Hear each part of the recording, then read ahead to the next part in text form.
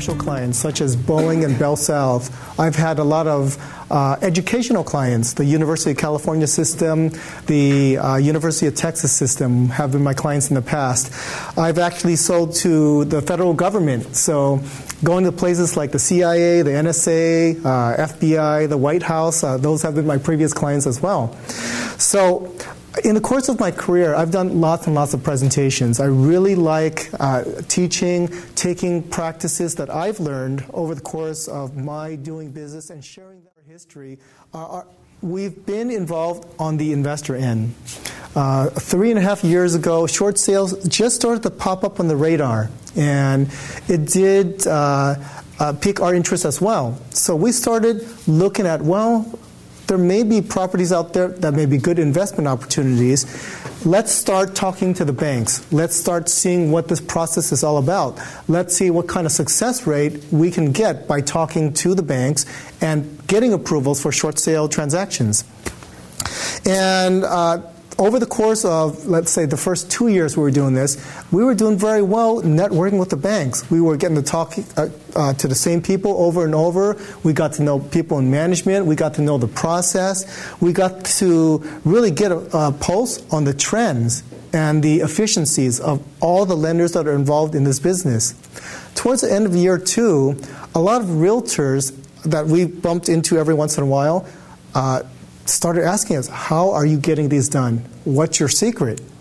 Would you be interested in either teaching me what you're doing so that I can apply it in my practice, or would you work with me to help me close the short sale transactions that are coming across my desk? So that's how we bumped into Rebecca. We've worked on a number of transactions, and all of them have been successful. So again, this is something where we like being in this industry. We love sharing the information because we're solving problems. So let's just start off. Jim, if you can, hand out the 3-page note that we have. Now, how many people here are familiar with the California, what's known as the Foreclosure Timeline? Okay, a few people. Good. So I'm going to draw out a timeline here. Now, the timeline starts not when a letter is received from the bank.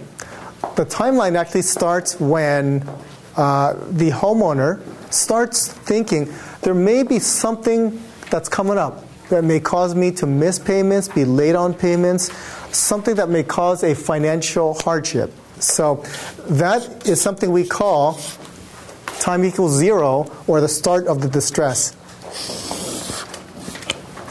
Now, in this period, what may happen is there's potentially missed payments.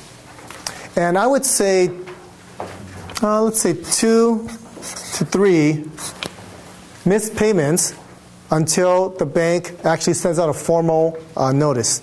Now, in this period, the 2 to 3 months, what causes payments to be late? What are some of the hardships that are happening nowadays? Okay, loss of job. Adjusting mortgages. Okay, adjusting mortgages. Anyone else? Mandated furloughs. Okay.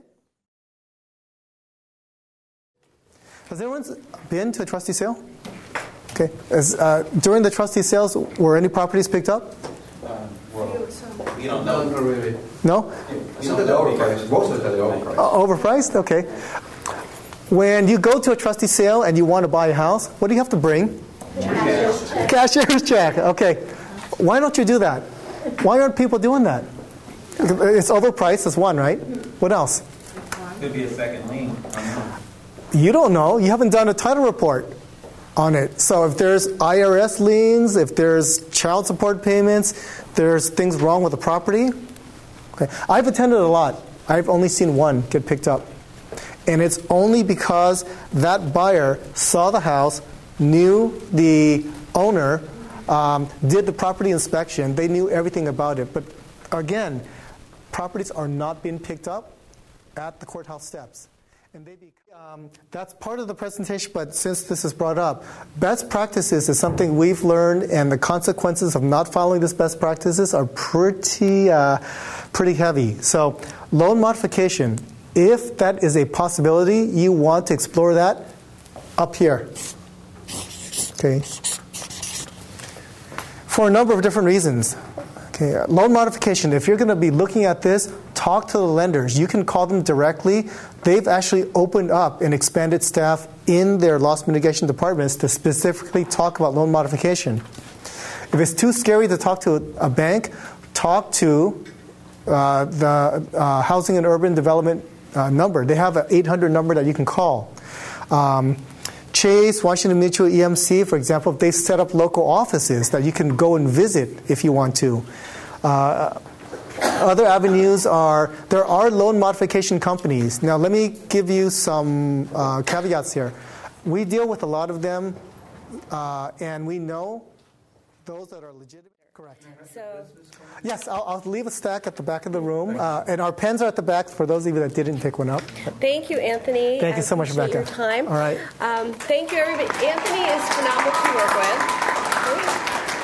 And like I said, I worked with a prior negotiator on short sales who it was night and day when I switched over to Anthony, and he has closed all of them. We have a couple more on the books that we're working on, but he truly does have the relationships built with the lenders, and I think that's the key to his business being so successful.